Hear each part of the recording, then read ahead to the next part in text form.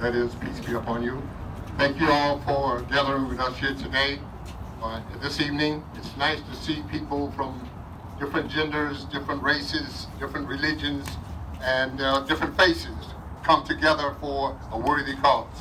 What I would like to do is first say that on behalf of the Muslim community, we value your presence and your association with other faiths. It's not just by a scriptural coincidence that Muslims, Christians, and Jews are gathered together here today. From our book, the Quran, the scripture says that from one of the verses in our book, the Quran, that stresses the commonalities between Muslims, Christians, Jews, and others.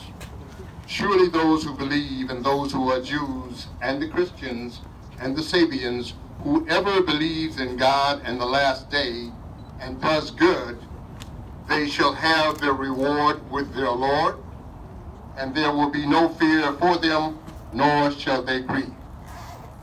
This and many other verses highlight more than just a scriptural coincidence between faiths. Also in Islam, there is what is called a hadith, or saying of our messenger Muhammad, upon whom be peace. And one of those hadiths is correlated widely with the golden rule of doing unto others as you would have them to do unto you. And it goes like this: you are not a true believer until you want for your brethren or your neighbor that which you love for yourself. And I'm not going to belabor scriptural admonitions tonight, but again, it's very important that there be a corresponding response to the increasing victim count that my sister spoke about.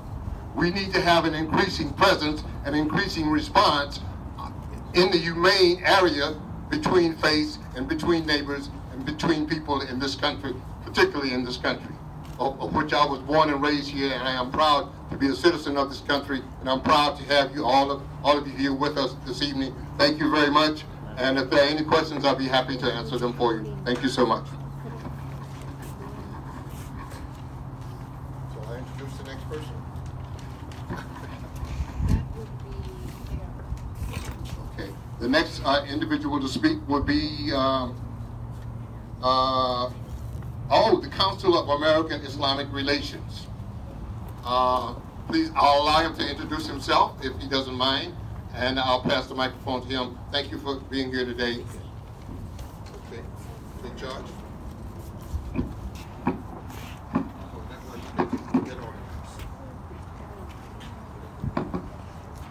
you go. You're welcome. Assalamu alaikum. Try to keep it short and sweet. Thank you for being here. Good evening. My name is Mahmoud Zahriya. I am the Policy Advocate for CARE, the Council on American Islamic Relations. First, I'd like to thank the community for being here. I also see JCRC. Thank you, Bruce, for being here. Local allies, as well as Mayor Steve Lee, who should be in attendance very soon. For decades, we've seen disturbing evidence that Islamophobia is real, and it's traumatizing for our community. Also, we must stop the dehumanizing of our immigrant communities, and we must embrace our refugee population and our refugee community.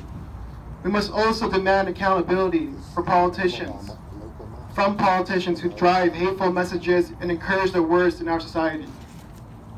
As we gather here today to honor our brothers and sisters who have fallen victim to hate in New Zealand, we also need to seek to our own community here in Sacramento and ensure their safety and well-being. With that in mind, many of us will be gathering this Saturday for a night of healing. Healing for all of us, but particularly for our youth. I'll bring him to you.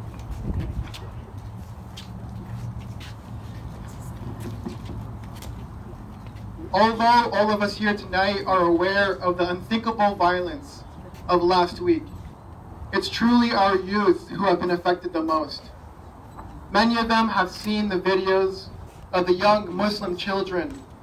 Many of them have seen those videos of those children who are being murdered This video has circulated amongst friends and amongst school children of all ages. And it is imperative that as part of our healing, as part of us coming together, we must remember that our healing must start with the youngest and the most vulnerable from our community.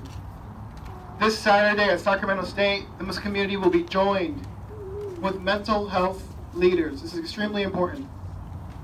Doctors, counselors, and therapists from our own community will be there. They'll be discussing how we can address the trauma of our children and our communities and what they've experienced. We will also be joined by Mayor Steinberg of Sacramento, alongside with religious leaders from across our various masjids across Sacramento. We hope for everyone to be there, and it's extremely important. Today is a night of healing, but Saturday is really a moment for our youth to understand that what happened last week, although it's far away, the video was truly on their cell phones, on their tablets, on their computers. And we all know that hate has increased in California and in Sacramento, among the Muslim community, among the Jewish community, against people of color. And I am extremely happy to see what I see today, which is a wide variety of people from different backgrounds and ethnic backgrounds coming together and showing solidarity. Thank you, and Assalamu alaikum. Thank you. CARE has done an awesome job. It's a champion of the civil rights and mutual understanding. Our next guest is Pastor Alan Jones from St. Mark's United Methodist Church. Thank you so much. He hails from England, and he has a Bachelor of Science in Economics, Master's in Theology and Religious Studies from Cambridge, and he specializes in psychotherapy. So, CARE, you might want to ask him about Saturday as well.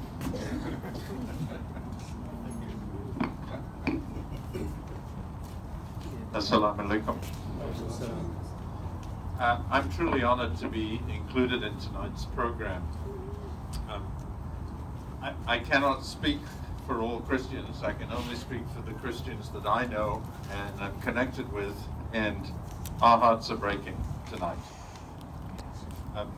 The Christianity that caught my heart and soul as a teenager led me into a community